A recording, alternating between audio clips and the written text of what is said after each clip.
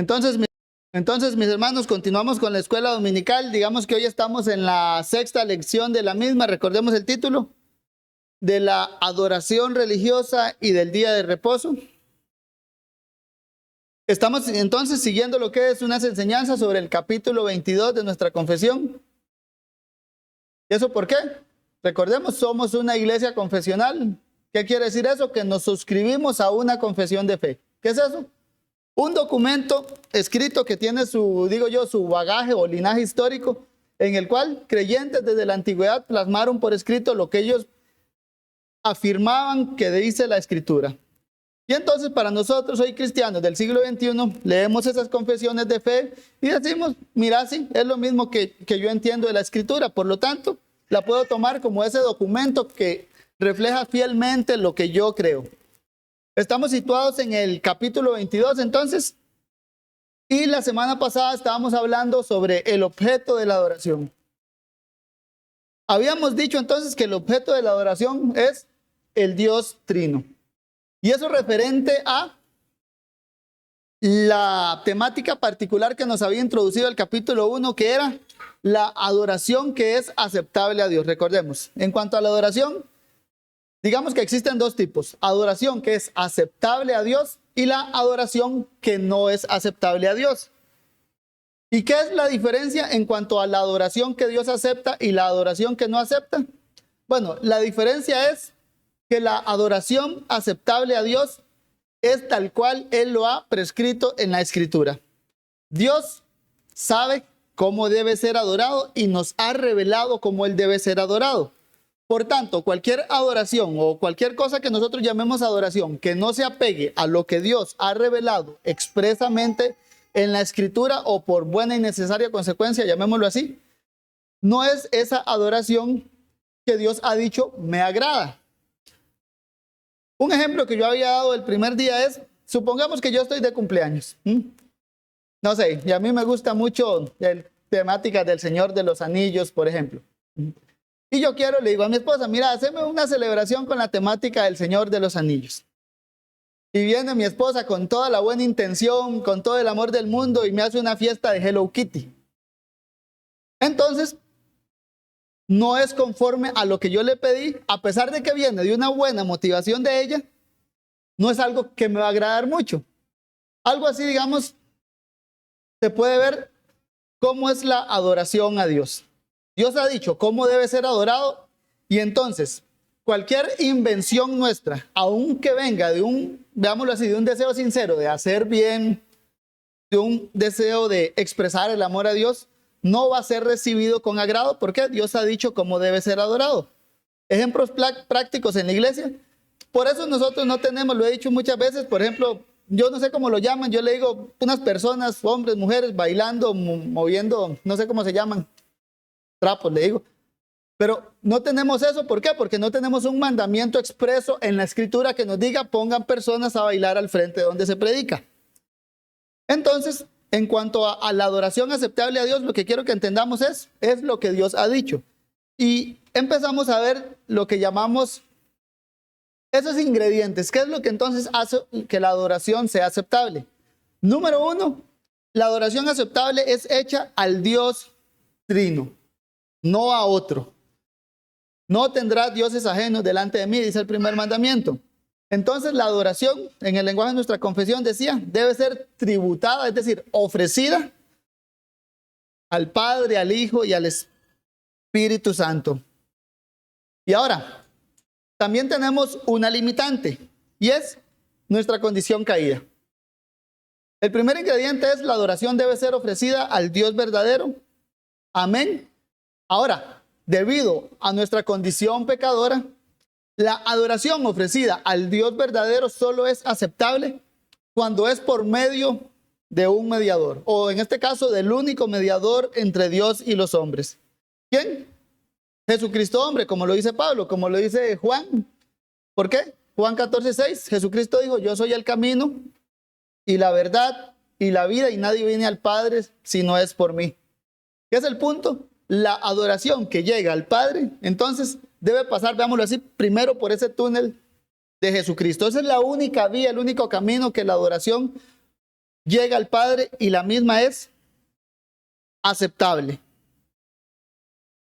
Hoy vamos a ver entonces otro objeto o otro de estos ingredientes en cuanto a la adoración que es aceptable a Dios. Y vamos a proceder con el párrafo 3 del capítulo 22. Si tienen sus confesiones, lo pueden seguir, o si no, yo la leo para ustedes.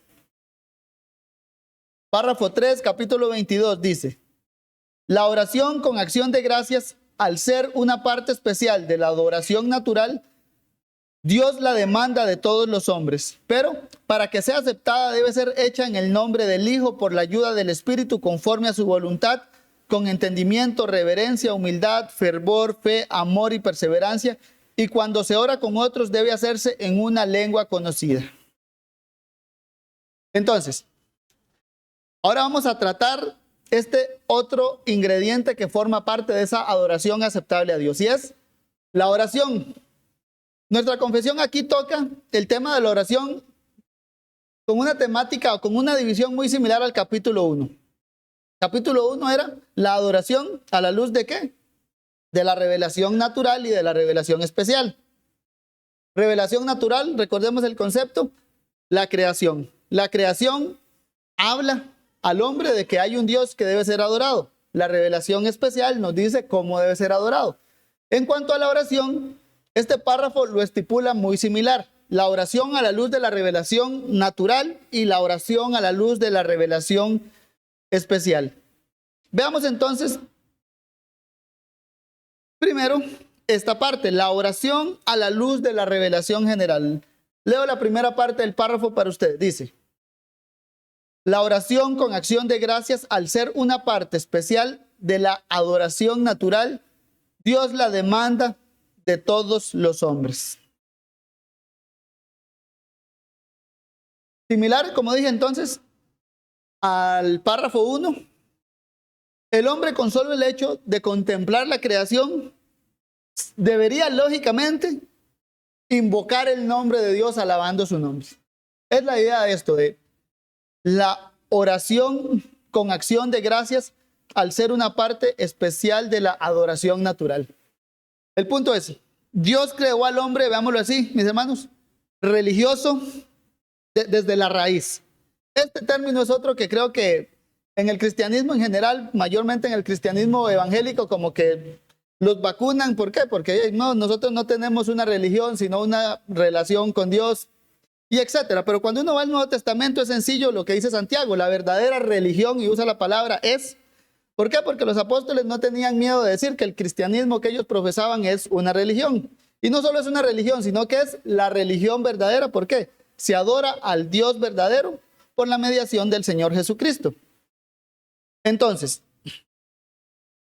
la oración como tal es parte de esa religión natural que Dios ha implantado en el corazón del hombre. Y es tan natural que, como digo, se desprende de la revelación general. Es lo que dice Pablo en Romanos 1. Romanos 1:21 dice: pues habiendo conocido a Dios, no le glorificaron como a Dios, ni le dieron gracias, sino que se envanecieron en sus razonamientos y su necio corazón fue entenebrecido. Vayamos a Romanos 1. Leemos el 19, dice: porque lo que de Dios se conoce les es manifiesto, pues Dios se lo manifestó, porque las cosas invisibles de Él, su eterno poder y deidad, se hacen claramente visibles desde la creación del mundo, siendo entendidas por medio de las cosas hechas, de modo que no tienen excusa. Ahora sí. Pues habiendo conocido a Dios, no le glorificaron como a Dios, ni le dieron gracias, sino que se envanecieron en sus razonamientos y su necio corazón fue entenebrecido. Repasemos el argumento de Pablo. Pablo nos dice: porque lo que de Dios se conoce, ¿por qué? Él lo manifestó. Dios quiso manifestarse. ¿Y cómo lo hizo? Por medio de la creación. Las cosas invisibles de Él, su eterno poder y deidad, se hacen claramente visibles desde la creación del mundo. ¿Cómo? Siendo entendidas por las cosas hechas. Es claro. Ahora Pablo dice, ¿cómo debía responder el hombre? Pues habiendo conocido a Dios, veamos lo que dice Pablo. Pablo dice, el hombre naturalmente conoce a Dios. ¿Qué es lo que hace el hombre? Pues habiendo conocido a Dios, dice al final, se envanecieron en sus razonamientos. el hombre conoce a Dios y entonces lo que hace es dar razones torpes, en el lenguaje de Pablo es una palabra fuerte, son razones tontas por las cuales él dice que no conoce a Dios, pero el lenguaje de Pablo es claro, el hombre conoce a Dios por la creación y ¿qué es lo que no hizo en respuesta a esa creación? No le glorificó como a Dios ni le dio gracias. Y es aquí donde se apoya nuestra confesión, la oración con acción de gracias. Y es decir, el hombre habiendo conocido a Dios, lo primero que debía hacer es darle gracias a Dios. Es la respuesta lógica. La revelación natural entonces demanda del hombre que ore con acción de gracias. Pablo dice que los incrédulos no hacen lo que es obvio. Lo obvio es contemplen la creación e invoquen el nombre del Señor con acción de gracias. Y Pablo entonces los acusa a la humanidad en general de malagradecidos. Ni le dieron gracias. Benjamin Kitch, editor de nuestra confesión, él dice: diversas ordenanzas en su naturaleza original y propia son morales y parte de la adoración natural. ¿No es la oración en particular reconocida por todos como tal y en todo el mundo? Este editor de nuestra confesión, él dice, hay cosas de la adoración que son naturales y morales. Y dice, ¿no es la oración parte de esto? El punto es, si la oración como tal es un deber natural, al ser un deber, tiene ese bagaje moral. Y entonces no orar es algo inmoral. Y segundo, no hacerlo es algo, veámoslo así, tonto. ¿Por qué? Porque es un reflejo de ese envanecimiento del corazón que causa el pecado, o de esos razonamientos tontos que hace el hombre. Ciertamente en la antigüedad, mis hermanos, en cuanto a esta parte, habían ciertos debates también sobre si los incrédulos estaban o no obligados, estaban sí o no obligados en cuanto a si debían orarle a Dios. ¿Y esto por qué? Porque muchos han entendido que solo los cristianos son los que deben orar. Pero veamos, nuestra confesión lo plantea. La oración con acción de gracias, al ser una parte especial de la adoración natural, Dios la demanda de todos los hombres. Es decir, todos los hombres tienen ese mandato general de Dios de invocar su nombre. Y lo que nos dice Pablo entonces es que no lo hemos hecho. ¿Por qué? Habiendo conocido a Dios, no le glorificaron como a Dios, ni le dieron gracias. Ahora, todos los hombres entonces tienen el deber de invocar el nombre del Señor y ciertamente eso hace que seamos inexcusables. ¿Por qué? Porque es algo que particularmente caracteriza a la revelación general o a la revelación natural. La revelación natural tiene un propósito muy particular que es dejar al hombre sin excusa. Dice el necio en su corazón, no hay Dios, y es necio, ¿por qué? Porque la revelación natural lo bombardea y le dice, hay un Dios. Y es lo mismo cuando alguien no quiere invocar el nombre del Señor. Tiene todo ese bagaje de la revelación general que le dice, hay un Dios el cual debes darle gracias. Ahora, hay un modo correcto de orar. ¿Por qué? Porque es parte de esa adoración aceptable a Dios. Hay una oración entonces que es aceptable a Dios, mientras hay otra oración que es, usemos el término contrario, abominable a Dios. ¿Y qué es lo que nos distingue? La oración de los creyentes y la oración de los incrédulos. ¿Por qué? Porque ciertamente la oración es un deber general que todo hombre debe hacer, tanto creyentes como incrédulos deben invocar el nombre del Señor. Pero los incrédulos tienen un gran problema, y es que si no es una oración que es en el nombre de Jesús o mediada por el Señor Jesucristo, no es eso que el Nuevo Testamento llama la oración aceptable a Dios, o digámoslo así, lo que el Nuevo Testamento llama implícitamente. Es una enseñanza que nosotros extraemos. Hay una oración que es aceptable a Dios y entonces hay otra oración que no es aceptable, sino que es lo contrario, abominable. Ahora bien, ¿cómo nos dice nuestra confesión que es esa oración aceptable a Dios? Veamos. Dice, leo el párrafo completo. La oración con acción de gracias, al ser una parte especial de la adoración natural, Dios la demanda de todos los hombres. Hasta ahí estamos bien. Pero para que sea aceptada, debe ser hecha en el nombre del Hijo, por la ayuda del Espíritu y conforme a su voluntad. Aquí entra entonces esa oración vista ahora desde el ámbito de la revelación especial. ¿Y cómo sabemos que es desde la revelación especial? Porque acabamos de terminar la lectura con un conforme a su voluntad. Es decir, la oración para que sea aceptable a Dios o del agrado de Dios debe ser hecha conforme a su voluntad. ¿Y cómo es la voluntad? ¿Cómo es esa oración que Dios ha dejado expreso para que su iglesia lo haga? Pero para que sea aceptada debe ser hecha en el nombre del Hijo por la ayuda del Espíritu Santo. Entonces, veamos brevemente. 1. Decía nuestra confesión, la oración debe ser mediada por el Hijo y auxiliada por el Espíritu Santo. Y esto tiene implícito es a quién se dirige la oración. Si la oración es mediada por el Hijo y con el auxilio del Espíritu Santo, por ende la oración en general se hace al Padre. ¿Por qué? Así nos lo enseñó Jesús. Veámoslo así, vayamos a Mateo 6:6. Dice así: mas tú, cuando ores, entra en tu aposento y cerrada la puerta, ora ¿a quién? A tu Padre que está en lo secreto, y tu Padre que ve en lo secreto te recompensará en lo público. Versículo 9. Vosotros pues oraréis así: Padre nuestro que estás en los cielos, santificado sea tu nombre.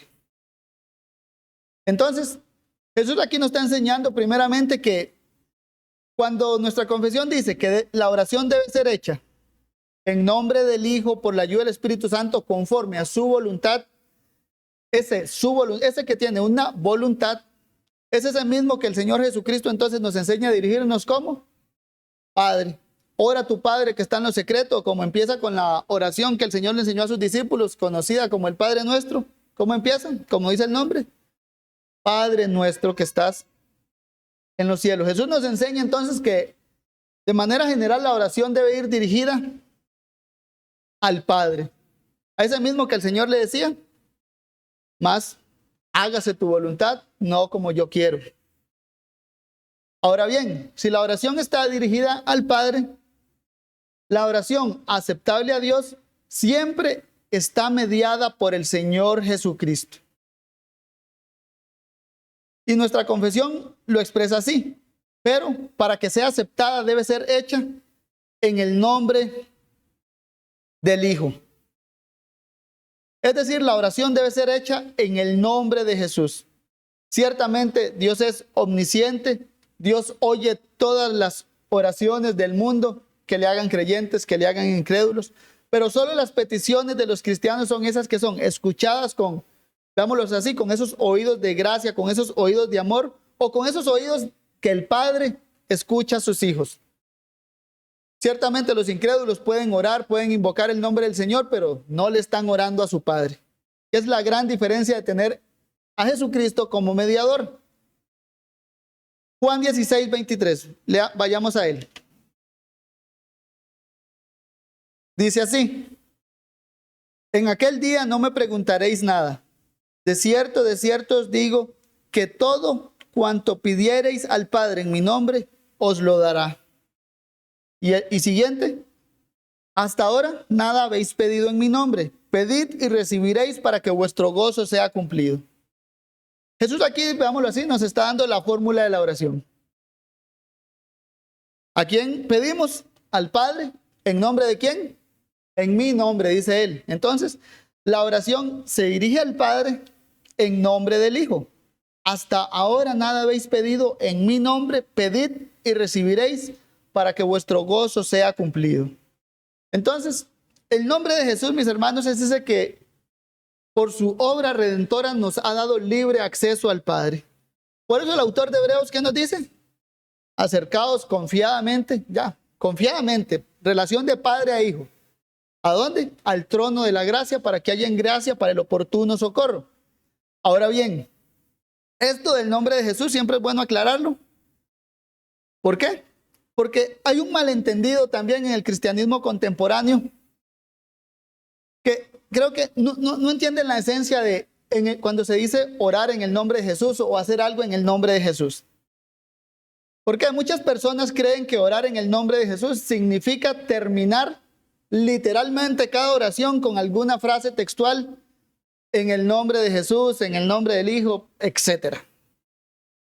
Esto, como veámoslo así, mis hermanos, como si esas palabras fueran algo supersticioso, que si menciono tal cual en el nombre de Jesús, esas 5 palabras, fuera a ocurrir algo mágico y Dios me conceda lo que le pido solo si menciono esas palabras. Si no las menciono es como si no hubiera orado. Se tiende a entender así. ¿Y eso qué pasa? Ha llevado entonces a usar esto como una superstición. Es como, creo yo que hasta cierta medida lo hacen como cuando uno jugaba de niño con un abracadabra, que si uno lo mencionaba pasaba algo.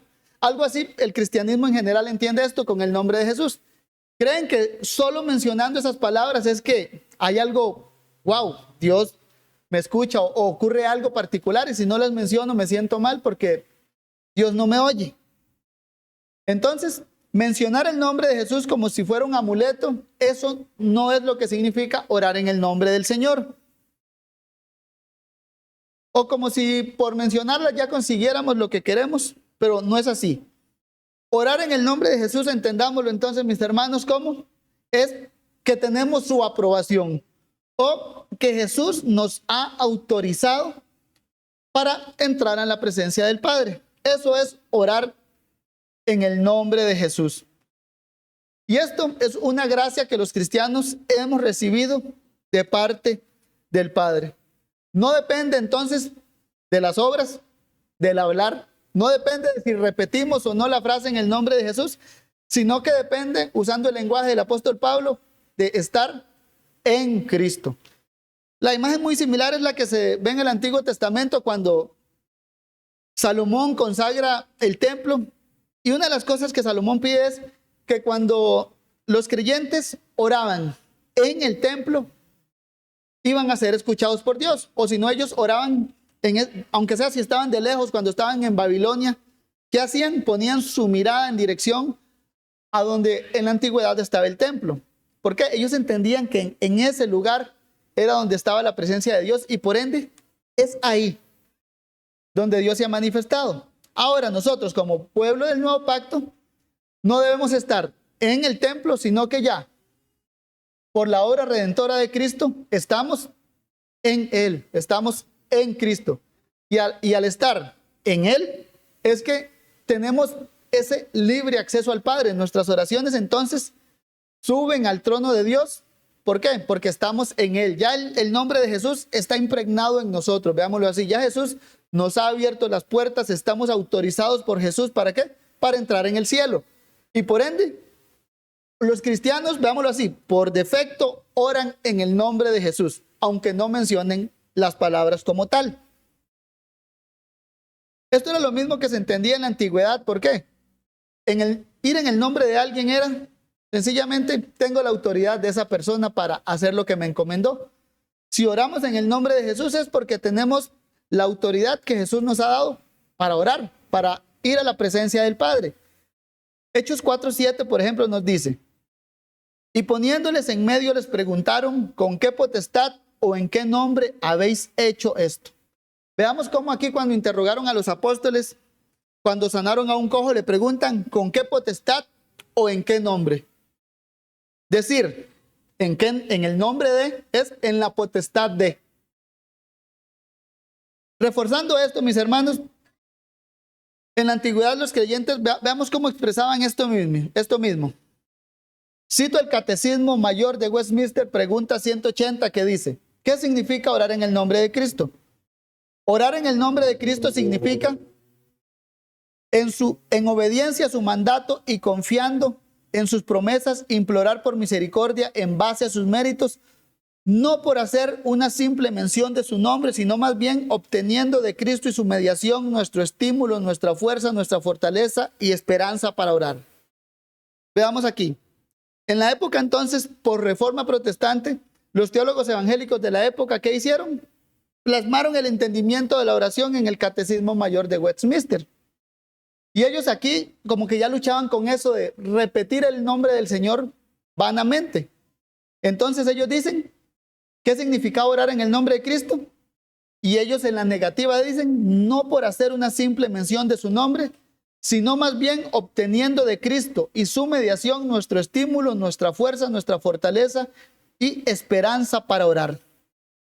Entonces, la oración aceptable a Dios, en resumen, mis hermanos, además de ser dirigida al Padre, debe ser en el nombre del Hijo. Y por último, la misma debe ser asistida por el Espíritu Santo. Dice nuestra confesión, pero para que sea aceptada debe ser hecha en el nombre del Hijo, por la ayuda del Espíritu Santo conforme a su voluntad. Aquí lo que debemos preguntarnos es, ya para ir terminando, ¿cómo nos ayuda el Espíritu Santo cuando oramos? Y vayamos a Romanos 8, que nos responde el apóstol Pablo. Romanos 8, versículos 26 y 27. ¿Cuál es el papel que juega el Espíritu Santo entonces cuando oramos al Padre en el nombre del Señor Jesús? Romanos 8, versículos 26 y 27. Dice así. Y de igual manera, el Espíritu nos ayuda en nuestra debilidad. Pues, ¿qué hemos de pedir como conviene? No lo sabemos.